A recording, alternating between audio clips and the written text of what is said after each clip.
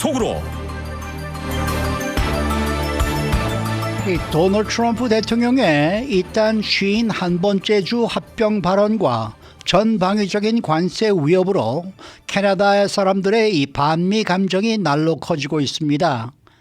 이런 가운데 캐나다 국민들은 더 이상 편안한 미국으로 휴가를 오지 않고 그 대신 멕시코나 이 캐리브 해안으로 여행을 떠나는 것으로 나타나고 있습니다.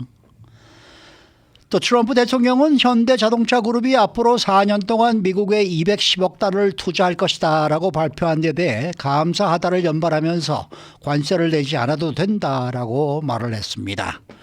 자, 봉화식 기자. 안녕하십니까. 지금 캐나다 사람들의 반미 감정이 극에 달한 것 같습니다. 그렇습니다. 휴가조차 오지 않을 정도가 되고 말았는데요. 트럼프 대통령의 끊임없는 51번째 주 합병 발언, 그리고 행정부의 줄기찬 관세 위협 때문에 캐나다 안에서 반미 감정이 역대 최악으로 꼽히고 있습니다. 이런 가운데 캐나다 사람들이 미국으로 휴가를 가서 돈을 쓰려고 하지 않는다고 월스트리트 저널이 보도를 했는데, 이런 반미 감정 앞으로 더 거세질 것으로 예견되고 있습니다. 네, 이런 반미 감정 반발과 관련한 혹시 수치가 나온 게 있습니까? 네, 캐나다 연방통계청이 자료를 배포했는데요. 지난 2월 달 캐나다 거주자의 항공편을 이용한 미국 여행이 전년 같은 때보다 13%나 줄어든 것으로 나타났습니다. 그리고 캐나다 국민들이 북쪽 육로를 통해서 미국으로 들어오는 여행이 같은 기간 또 역시 23%나 크게 줄어든 것으로 집계가 됐습니다. 또 항공 데이터 분석을 보면 캐나다 항공사들이 미국으로 가는 수요가 줄어들면서 4월부터 6월까지 미국으로 가는 항공편 좌석을 지난 1월 달보다 6%나 줄이기도 했습니다. 미국 대신 캐나다 국민들이 멕시코 또는 중미 카리브해 휴양지, 다른 여행지를 예약하고 있는 일이 늘어나고 있는데요. 캐나다 국민들은 관세보다는 트럼프 대통령의 51번째 주 합병 위협에 더 큰 분노와 두려움을 느끼고 있는 것으로 나타났습니다. 그렇기 때문에 시간과 돈을 쓰기 위해서 미국 국경을 넘지 않으려고 하고 있는 그런 상황입니다. 그래서 그런지 미국 정부도 캐나다 사람들이 미국에 입국할 때 좀 입국 절차를 굉장히 까다롭게 하고 있다면서요. 네, 예전에는 사실 캐나다 사람이 미국에 오거나 미국 국민이 캐나다 국경으로 가거나 같은 나라라는 개념 때문에 그다지 이슈가 되는 일이 전혀 없었는데, 올해 1월 20일 새로운 트럼프 행정부가 들어선 이후에 미국 입국 심사요원들이 캐나다 관광객들의 비자를 예전보다도 훨씬 더 깐깐하게 살피고 있다는 것입니다. 그리고 심사 과정에서 캐나다 사람을 구금하는 사례도 예전보다 늘어나고 있는데, 미국으로 들어오는 캐나다 여행객들이 앞으로 이 때문에 불안감 때문에 더 줄어들 것이 확실합니다. 지난주에 전해드린 대로 캐나다 여배우 제스민 무니 같은 경우에는 미국 입국 도중에 구금돼서 열흘 이상 이민자 수용소에 머물렀었죠. 그동안 관례대로 캐나다 사람들에게 허용되는 절차에 따라서 입국장에서 새로운 취업 비자를 신청을 했는데, 그 과정에서 입국이 거부되고 구금까지 됐던 것입니다. 그리고 결국 미국의 이웃나라인 캐나다 사람들의 미국 여행 감소가 이들이 의존하고 있는 국경지대를 포함해서 미국 경제 전반에도 손해를 끼칠 것으로 전망되고 있습니다. 네, 구체적으로 캐나다 사람들의 미국 방문 숫자가 줄어들면 어떤 영향이 미쳐질까요? 지난해 통계를 보면 미국을 찾은 캐나다 사람 숫자가 무려 2,200만 명을 기록하면서 압도적 1위로 나타났고요. 2,200만 명이라는 숫자는 캐나다 인구 4,150만 명의 절반이 넘는 그런 엄청난 수치입니다. 물론 한 사람이 미국을 여러 번 찾은 게 포함된 숫자이긴 하는데 2,200만 명의 캐나다 사람들이 전체 미국 관광객의 3분의 1을 차지했습니다. 그리고 이 같은 숫자 2위부터 5위까지인 영국, 일본, 중국, 한국 방문 계획을 전부 합친 것보다도 많은 숫자인데요. 미국 여행협회는 캐나다 여행객이 10%만 줄어들더라도 20억 달러 이상의 손실이 발생하고 미국의 일자리 14,000개가 사라질 수 있다, 이렇게 우려 섞인 전망을 하고 있습니다. 네. 자, 다음 소식입니다. 어제 현대자동차가 백악관에서 미국에 210억 달러를 투자할 것이다, 이러한 발표를 트럼프 대통령이 있는 자리에서 발표했네요. 네. 정의선 회장, 장재훈 부회장, 썬킴 사장의 이름을 트럼프 대통령이 일일이 거명을 하면서 직접 소개를 했습니다. 관세를 내세운 자신의 제조업 재건 행보에 한국의 현대자동차가 재빨리 화답을 하자 연설을 통해서 이 같은 지적을 홍보했는데요. 한국의 훌륭한 기업인 현대차가 조지아주를 포함해서 천문학적인 투자를 제공한 데 대해서 감사드린다. 이런 트럼프 대통령의 연설을 직접 들어보시겠습니다. The company will also be massively increasing its auto manufacturing in Georgia and investing billions of dollars in advanced American technology companies. And what I'd like to do is I'd like to ask the executive chairman to say a few words. And it's a great honor to have Hyundai, a truly great company. Thank you very much. 방금 들으신 대로 현대자동차 그룹이 2028년까지 미국에 210억 달러 규모의 투자를 집행할 것이라고 발표를 했는데요. 정의산 현대차 그룹 회장이 백악관 루즈벨트 룸에서 트럼프 대통령이 주재한 발표 행사에서 앞으로 4년 동안 신규 추가 투자를 기쁜 마음으로 발표한다. 이렇게 강조했습니다. 이 210억 달러의 대미 투자 세부 내역을 보면은 자동차 생산 분야에 86억 달러를 들이고요. 부품, 물류, 철강 분야에 61억 달러, 그리고 미래 산업과 에너지 분야에 63억 달러가 나눠서 투자가 4년 동안 하게 되는데 이에 대한 정의선 회장의 백악관 영어 연설도 함께 들어보시겠습니다. Today, I'm pleased to announce an additional $21 billion in a new investment over the next 4 years, our largest U.S. invest ever.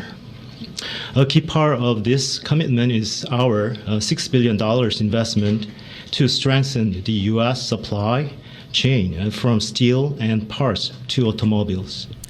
네, 정의선 회장이 현대차 역사상 역대 최대 규모인 이번 투자의 핵심은 미국의 철강, 미국의 자동차 부품 공급망을 강화하게 되는 60억 달러짜리 투자다. 이렇게 강조를 하면서 루이지애나주에 신설되게 되는 제철소를 특히 비중 있게 소개를 했습니다. 네, 원래 한국의 제철 산업은 이제 포항 제철의 시초잖아요. 그러면은 정 회장이 밝힌 현대제철의 구상은 어떤 겁니까? 앞으로 현대제철이 수십억 달러를 투자해서 루이지애나에 제철소를 건립하게 되는데요. 미국인 1,300명을 새로 고용하게 되고 또 더 자립적이고 안정적인 미국 자동차 공급망을 위한 근간 역할을 할 것이라고 얘기를 했습니다. 현대차 그룹이 루이지애나주에 연간 270만 톤 생산 규모로 전기로 제철소를 건설한다고 밝혔는데 이 공장은 저탄소 자동차 강판 특화 제철소라는 것입니다. 현대차 그룹이 미국 내 공장에서 생산하게 되는 전기차와 같은 차량용 철강제를 제조하게 되는데요. 정 회장은 이 밖에도 이번 주에 조지아주에 80억 달러 투자 규모의 새 공장을 열게 된다고 얘기하고 이 조지아 공장을 통해서는 8,500개 이상 일자리가 새로 창출된다. 이렇게 덧붙였습니다. 미국 안에 있는 세 번째 공장인 조지아주 사바나의 현대차 그룹 메타플랜트 아메리카 생산 역량이 20만 대 이상 늘어나게 된다고 또 설명을 했는데요. 지금은 연간 30만 대 규모죠. 이것을 50만 대까지 늘려가지고 현대차의 알라바마 공장 그리고 기아차의 조지아 공장과 함께 연간 모두 120만 대까지 생산할 수 있는 미국 내 설비를 구축하겠다. 이것이 현대차 그룹의 계획입니다. 네. 현대제철은 사실 원래 제철 공장이 없었죠. 그렇습니다. 그러다가 인천제철 인수하고 뭐 한보철강 인수하고 강원산업 인수하고 뭐 이러면서 커졌죠. 정 회장의 부친인 정몽구 회장이 그 제철 사업에 큰 관심을 보여가지고 결국 약간 계획보다 늦었지만 이 손자 때인 정의선 회장이 이 제철 사업에 진출을 하게 됐는데 아까 말씀드린 대로 제철하면은 포항제철에서 이제 현대제철까지 한국도 일본이 지금 US 스틸 인수를 추진하고 있는 것 같이 산업의 쌀인 쇠 제조 부문에서 아주 그 아시아 기업들의 약진이 두드러진 것 같습니다. 제가 얘기하는 거는 현대제철이 다른 인천 제철이나 이런 데를 이렇게 잡아먹으면서 그 당시에 얼마나 또 특혜를 누렸겠습니까? 솔직히 말씀드려서 네. 그렇게 해서 컸죠, 뭐. 네. 네. 자, 현대자동차가 지금 그러면은 이번에 이렇게 투자를 하게 된다 그러면은 트럼프 대통령이 어떻게 되는 거예요? 이제 한국에서 오는 자동차는 관세 부과 안 하겠다는 겁니까? 뭐 어떻게 되는 겁니까? 네, 어제 트럼프 대통령 연설을 보노라면 평소 인색했던 그답지 않게 굉장히 현대차의 칭찬에 열을 올렸습니다. 이번 현대차 그룹의 미국 신규 투자가 트럼프 집권 2기 출범한 이후에 한국의 기업 가운데 첫 번째로 대규모 투자 계획을 내놓은 것입니다. 정 회장이 미국 안에 있는 공급망 현지화를 앞으로도 더 가속화할 것이다 이렇게 얘기하면서 현대차 그룹이 미국 산업 미래에 더 강력한 파트너가 될 것이 자랑스럽다 이렇게 얘기를 했습니다. 그러면서 현대차 그룹의 최첨단 제조 시설 가운데 한 곳을 트럼프 대통령께서 직접 방문해서 미국과 미국 노동자에 대한 현대차의 헌신을 직접 확인해달라 이렇게 초청을 했는데 즉석에서 트럼프 대통령이 오케이라고 화답을 했습니다. 이어서 트럼프 대통령이 이번 현대차의 대미 투자 계획 발표가 자신의 관세 드라이브에 따른 그런 성과라고 홍보를 했습니다.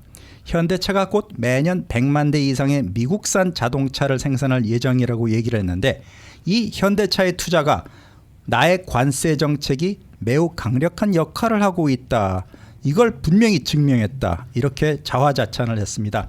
그리고 또 자동차 생산 설비가 전례 없는 수준으로 외국에서 미국으로 들어오고 있는데 다른 회사, 다른 나라들도 모두 그렇게 되길 희망한다. 이렇게 트럼프 대통령이 강조를 했습니다. 트럼프 대통령이 여기에 그치지 않고 이어서 현대차가 미국에서 철강을 생산하고 미국에서 자동차를 생산하게 되고 그 결과 관세를 지불할 필요가 없다. 이렇게 밝혔고요. 정의선 회장에게 또 면허를 얻는데 만약 어려움이 생기면 나를 직접 찾아와라. 내가 해결을 해주겠다. 이렇게 얘기를 하면서 백악관에 폭소가 터지기도 했습니다. 아니 뭐 미국에서 만드는 자동차에 당연히 관세가 없죠. 제가 여쭤보고 싶은 거는 궁금한 거는 지금 멕시코 공장에서 만드는 현대자동차가 이쪽으로 들어올 때 한국에서 만드는 자동차가 이쪽으로 들어올 때 한국 현대차는 좀 봐주겠느냐 이 얘기죠. 네, 4월 2일 이제 상호 관세 발표일을 앞두고 있는데 어제 그 화기애애한 분위기로 미뤄볼 때 약간의 특혜 또는 면제 이게 가능하지 않을까 그런 분위기로 보였습니다. 네. 4월 2일 트럼프 대통령의 상호 관세 발표 벌써부터 기다려주고 있습니다. 네, 만약 그렇게 안 해주면 살짝 우리 틀어버리겠습니다. 이렇게 협박을 할 수도 있지 않을까요? 네. 자, 이런 현대차의 사례가 다른 나라에도 영향이 좀 미치지 않겠습니까? 그렇습니다. 다른 자동차 제조업체들이 현대차를 본받아서 대미 투자를 확대하게 되는 청사진인가 이렇게 취재진이 트럼프 대통령이 어제 질문을 했는데요. 이에 대해서 트럼프 대통령은 물론이다. 정말로 좋은 질문인데 현대차는 위대한 기업이고 다른 훌륭한 회사들도 본받아서 미국으로 들어오고 미국에 머물면서 미국에서 생산하면서 크게 확장을 할 수 있는 회사도 늘어날 것이다. 이렇게 트럼프 대통령이 강조했습니다.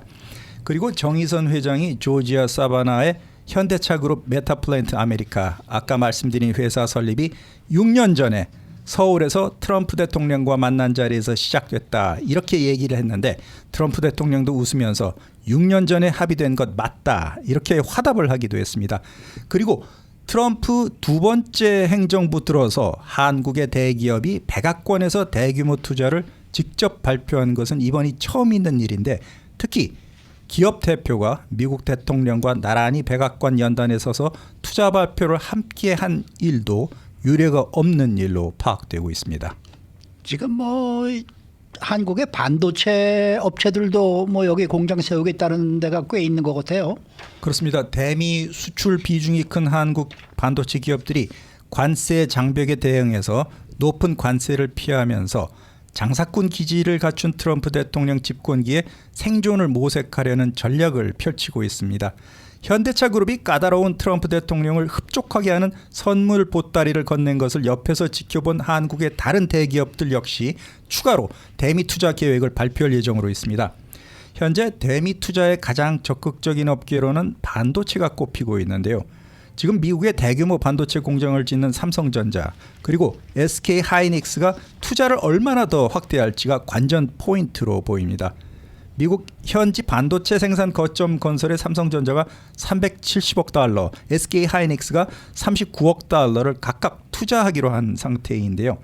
삼성전자 같은 경우에는 내년 가동을 목표로 텍사스주 테일러에 지금 파운드리 공장을 짓고 있습니다. SK 하이닉스 역시 인디애나주의 웨스트 라파얏에 반도체 패키징 생산 기지를 지어서 2028년부터 양산에 들어간다고 발표한 바가 있는데요. 이 한국의 두 반도체 회사가 미국 투자 계획을 변함없이 그대로 추진하되 통상 정책 동향을 주시하면서 다각도로 시나리오를 분석하면서 어떻게 미국의 압력에 맞설 것인가 대응책을 구상하고 있습니다. 새로운 공장을 미국에 설립하기 위해서는 비용과 시간이 많이 들고 절차도 까다롭습니다. 그렇기 때문에 현실적으로 이 회사들이 공장 증설에 추가로 자금을 많이 투입하기보다는 그 지금 약속된 미국 내 공장의 가동 시기를 앞당시키는 방안을 대응 방안으로 고려 중인 것으로 알려졌습니다. 네, 지금 댓글 달아주신 분 가운데 미국으로 공장을 옮기면 그 원자재 관세는 어떻게 됩니까? 미국에서 구매하면 그 단가가 높아서 관세와의 차이가 없을 듯 싶습니다. 뭐 이렇게 댓글 달아주신 분도 계십니다. 그것 역시 4월 2일 상호관세에서 보다 자세하게 네. 발표가 될 것으로 보이는데 하여튼 저도 궁금한 점이 많은데요. 네, 그 아주 좋은 질문 해주신 것 같습니다. 네. 앞으로 어떻게 저도 한번 지켜보도록 하겠습니다. 네, 반도체 외에 뭐 포스코도 뭐 어떤 움직임이 있다면서요? 예, 다른 기업인 포항제철 포스코 역시 미국이 수입산 철강에 대해서 관세 장벽을 높이는 것에 대응하기 위해서 현지 투자를 검토하기 시작했습니다.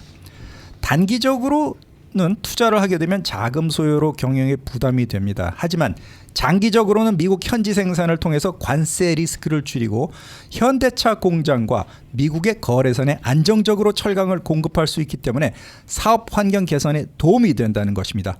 이 밖에 또 다른 회사인 한화 에어로스페이스 같은 경우에도 최근에 3조 6천억 원 유상증자 발표했죠. 조달 자금을 미래 투자에 투입을 할 것인데 이 가운데 1조 원 가까이 미국 시장을 겨냥한 해외 조선 투자에 집중을 하겠다는 것입니다.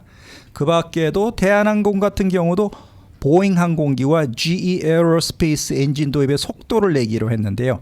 대한항공과 보잉은 2033년까지 보잉 777, 보잉 787 20대 도입하고 비슷한 조건으로 항공기도 10대 추가 도입하기로 했습니다. 그렇기 때문에 이렇게 한국 대기업들의 미국 진출 앞으로 더욱 확장될 것이 확실시되고 있습니다. 네, 수고 많으셨습니다. 고맙습니다. 봉화식 기자였습니다.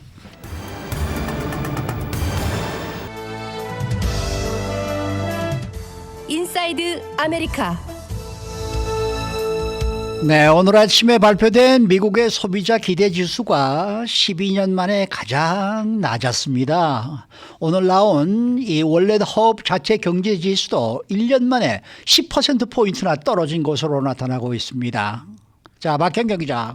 네, 안녕하십니까. 이 모닝뉴스 시간에 잠시 전해드렸습니다마는 소비자 기대 지수가 12년 만에 최저치를 기록하고 말았네요. 그렇습니다. 오늘 아침 경제조사단체 컨퍼런스 보드가 3월의 미 소비자 신뢰 지수와 함께 현재 상황 지수 그리고 소비자 기대 지수까지 발표했는데요. 네. 우선 소비자 신뢰 지수는 92.9를 나타냈는데 이건 그 한 달 전인 2월보다 7.2포인트가 내려간 수치입니다. 아이고. 많이 내려간 겁니다. 그리고 현재 상황 지수라고 현재 사업과 노동시장 상황에 대한 소비자 평가를 반영한 이 지수 같은 경우엔 134.5로 3.6포인트가 역시 하락했습니다.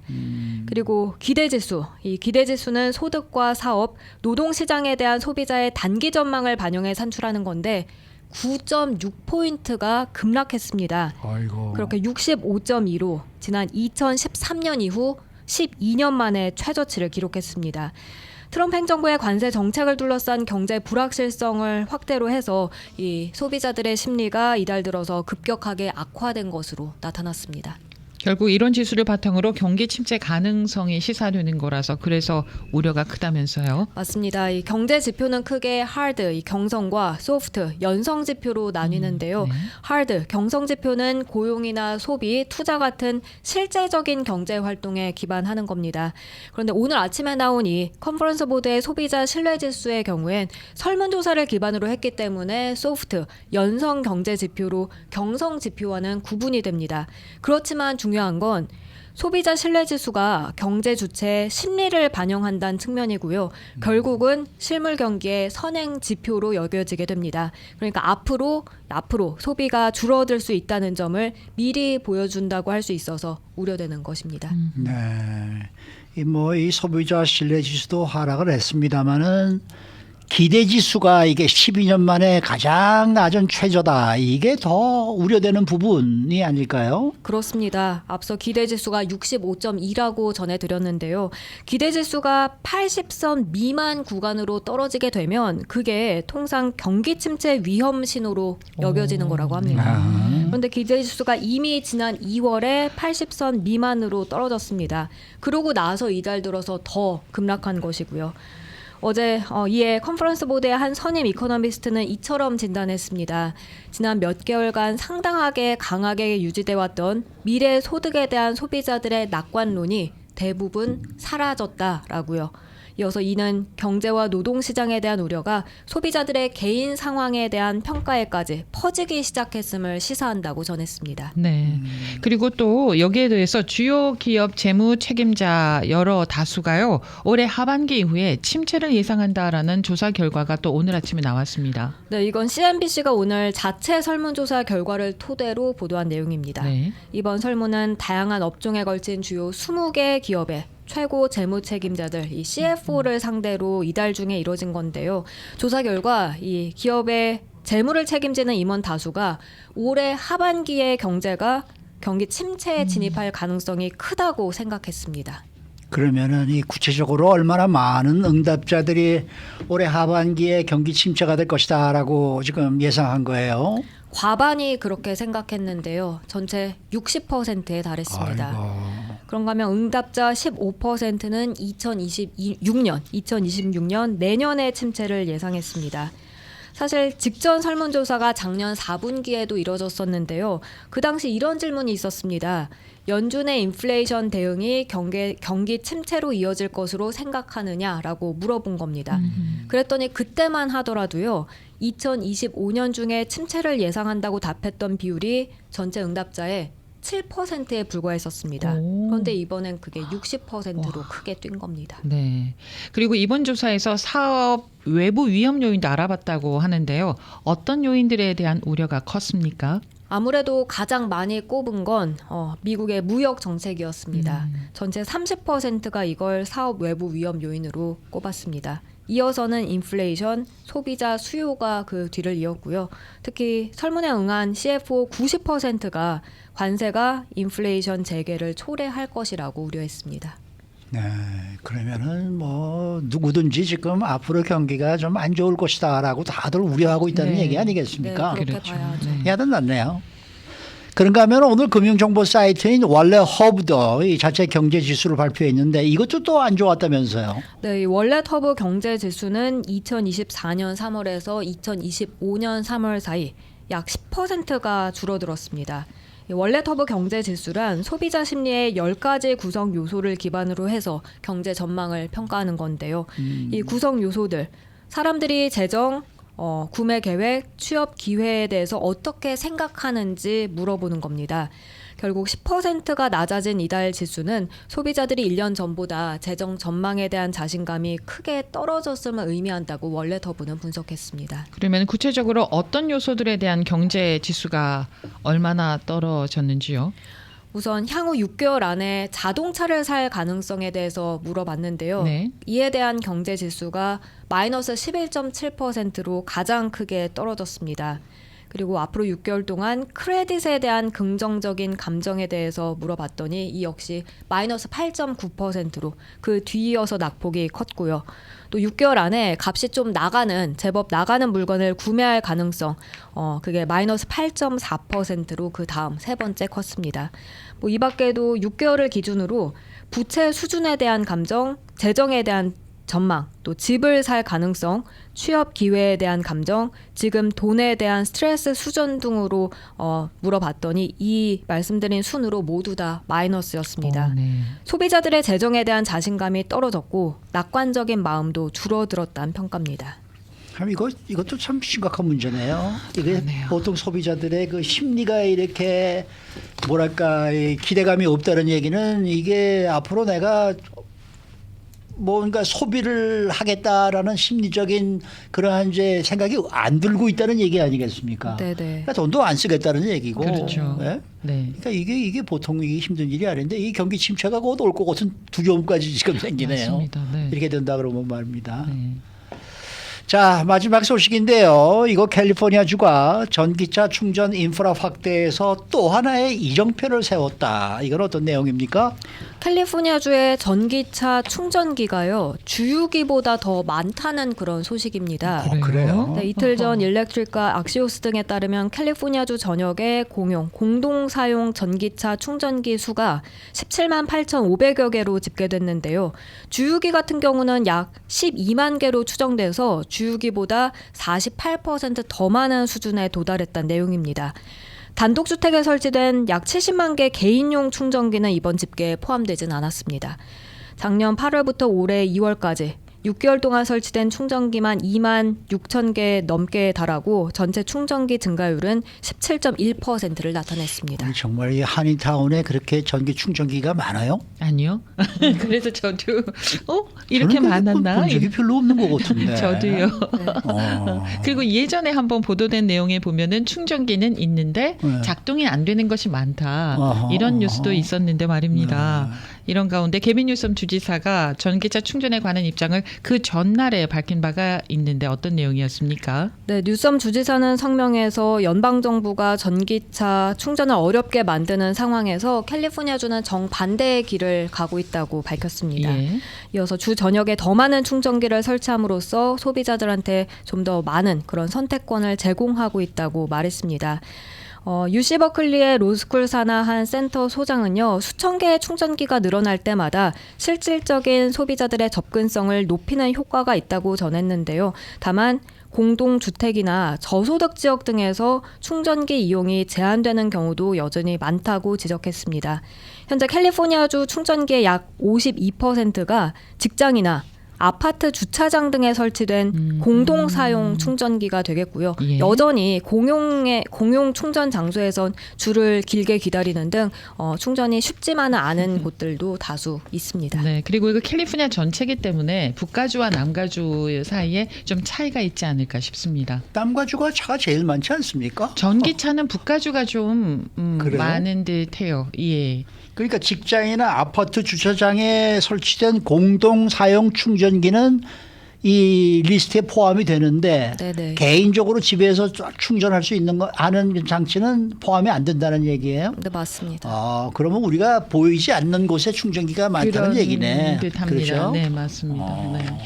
전 아무리 봐도 뭐 제가 기억나는 거는 저기 저 윌쇼하고 어딥니까 저기 저 모텔 앞에 있는 그 길에 조금 이렇게 길에 있는 조금 거, 있는 거, 예. 몇 대 있는 거 외에는 난 네. 기억이 없는데. 라마다인 호텔 라마다인 있는데. 호텔 건너편에 거기에 네. 조금 있거든요. 맞습니다. 네. 그래서 나 지나갈 때마다 아이고 저기서 충전하는 데가 있다. 네. 그 생각을 항상 하고 가는데 네. 아니 뭐 가스 충전기는 무슨 저 가스 스테이션마다 곳곳마다 몇 개씩이나 있는 거예요. 상당히 많이 있잖아요. 예, 그래서 그렇게 맞아요. 믿어지지가 않는데 네. 하긴 요즘 또 가스 스테이션도 문을 많이 닫는단 말이에요. 그러니까 그렇군요. 어떻게 잘 모르겠습니다만 어쨌든 뭐 숫자가 그쪽에 더 많아졌다니까 믿어야죠. 그렇죠. 개빈 뉴섬 주지사를 믿어야죠. 수고 많으셨습니다. 고맙습니다. 박현경 기자였습니다. 네, 노동법 전문 주찬호 변호사 함께합니다. 주 변호사님 안녕하십니까? 네, 안녕하세요. 자, 이번에는 또 직원의 개인정보 수집이나 위치 추적을 금지하는 법이 이곳 캘리포니아주에서 발효될 예정이다라는 소식인데요. 이게 개인 위치 추적은 프라이버시에 관련된 법이 아닙니까? 네, 맞습니다. 이 개인의 프라이버시와 노동법이 교차하는 법이 되겠습니다. 아하. 간단히 말하면 이 개인 직원의 프라이버시 보호와 이 회사의 정당한 사업상의 이유가 다시 한번 충돌하는 상황이라고 보시면 되겠고요. 네. AB 1355 법안이 되겠습니다. 이 캘리포니아 로케이션 프라이버시 액트가 되겠고요. 사실 이 직원의 위치 추적을 반드시 해야 하는 회사들이 상당히 많습니다. 차량이나 물류 관리를 해야 되는 이 로지스틱스 컴퍼니 또는 트러킹 컴퍼니, 또 딜리버리 등등을 하는 이 위치 추적에 의존하는 기업들이 상당히 많고 이제 대부분이라고 볼 수가 있겠습니다. 이 AB1355는 이러한 익숙한 법적 환경을 크게 바꿀 것으로 예상이 되고 있습니다. 인력을 관리하기 위해서 GPS를 사용한다든지 아니면 기타 추적 도구에 의존하는 고용주에게는 앞으로 상당한 영향을 미칠 것이라고 예상이 되고 있고요. 특히 이 캘리포니아는 다른 주에 비해서 이 위치 추적 또 프라이버시 분야에서 굉장히 최전선 그리고 진보적인 주 중에 하나가 되겠습니다.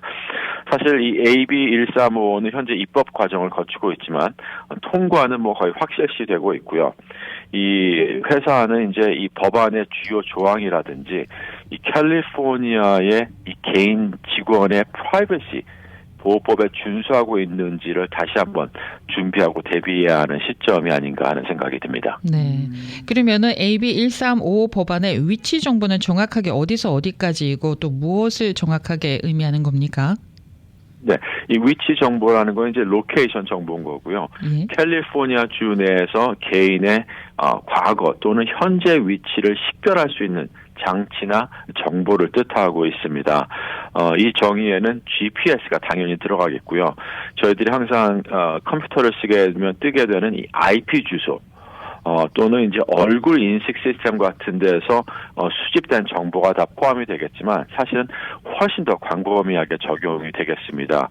이 AB1355의 적용 대상은 아주 의료 정보에 대한 예외를 제외하고는 거의 모든 사설 조직이나 기업 또는 비영리 단체 또 개인에게까지 적용이 다 되겠고요. 물론 이제 government의 정부 기관은 예외가 되겠습니다.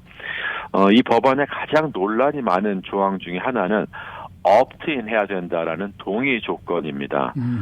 다시 말해서 기업이 어떠한 직원의 위치 데이터를 로케이션을 수집하기 전에는 이 직원의 적극적인 동의를 반드시 받아야 됩니다. 이 적극적인 동의라는 것은 입증할 수 있는 동의가 돼야 되겠고요. 입증할 수 있는 동의가 있다는 뜻은 직원에게 거부할 수 있는 권리도 주어지게 된다는 뜻이 되겠습니다.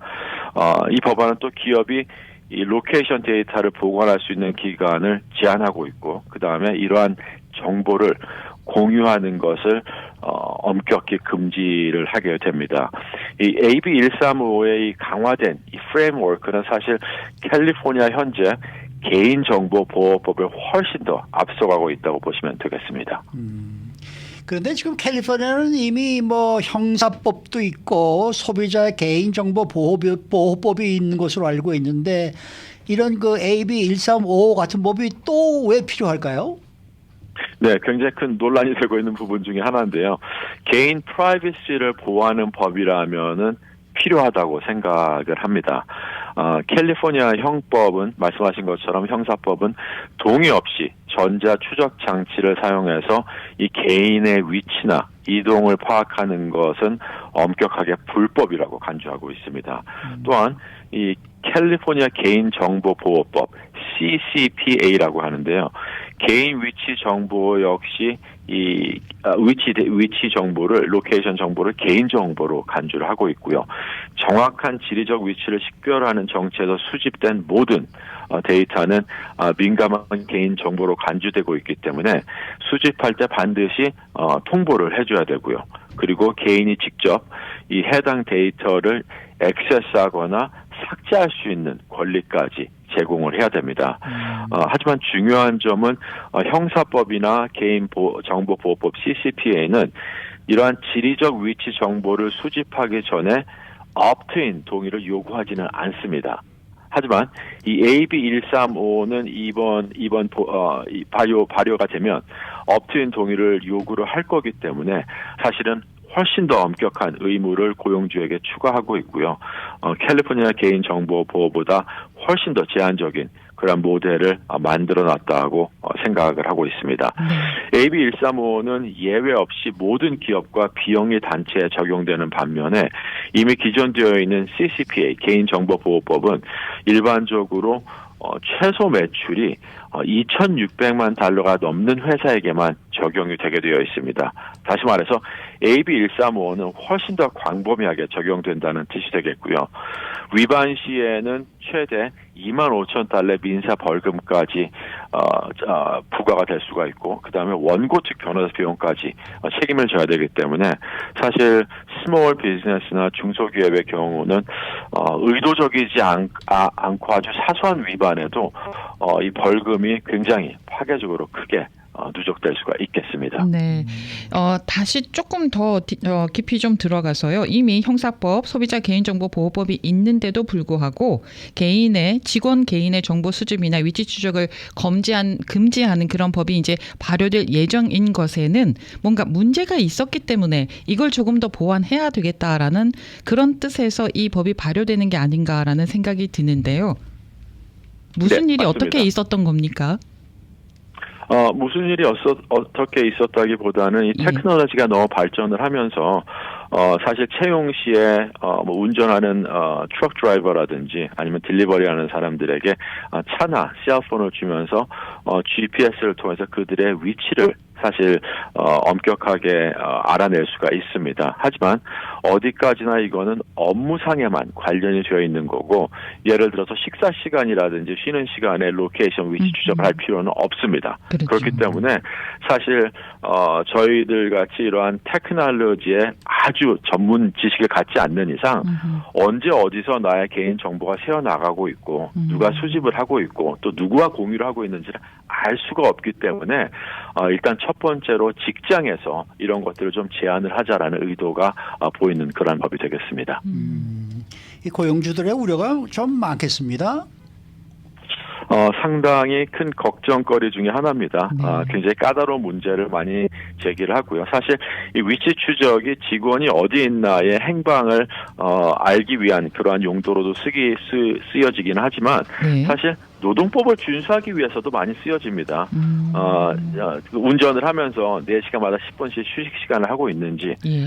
식사 시간 30분을 갖고 있는지, 뭐 이런 것들. 그리고 아니면 직원의 비상시에 직원의 안전이나 사고에 대응할 그럴 조치를 취한다든지 이러한 여러 가지 회사가 기존되어 있던 그러한 행위를 못하게 되기 때문에 사실 굉장히 애매모호하게 될 것 같고요.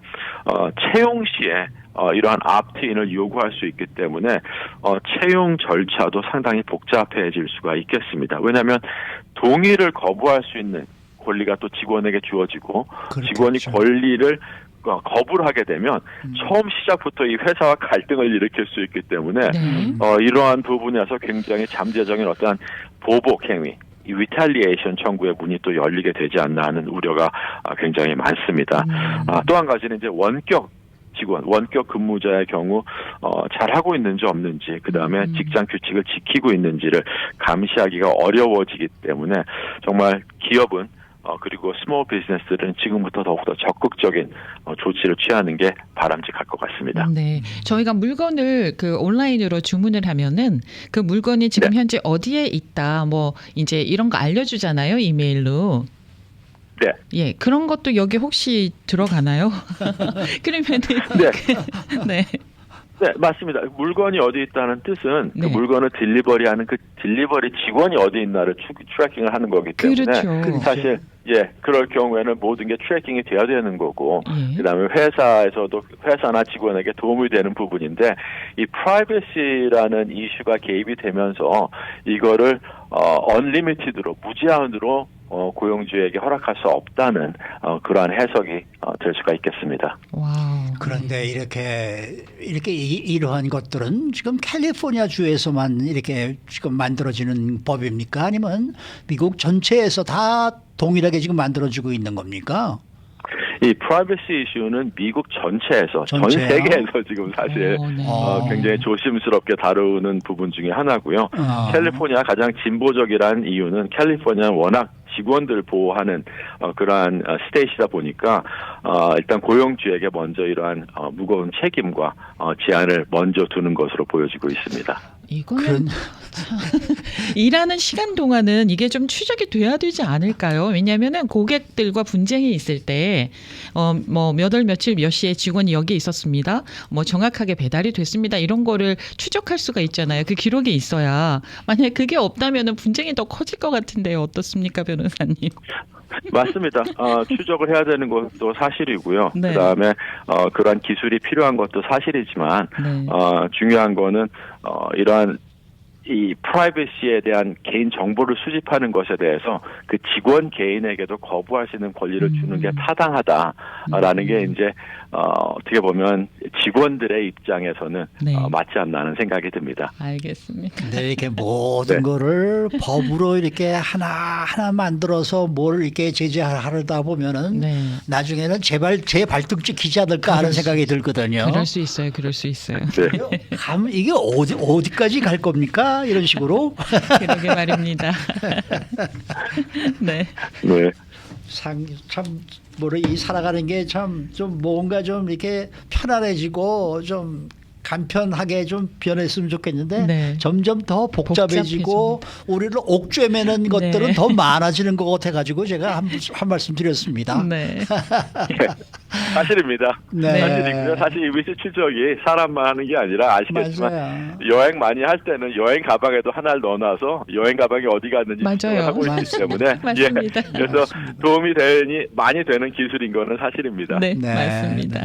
네. 오늘 말씀 잘 들었습니다. 네, 감사합니다. 네, 노동법 전문 주찬호 변호사 함께했습니다.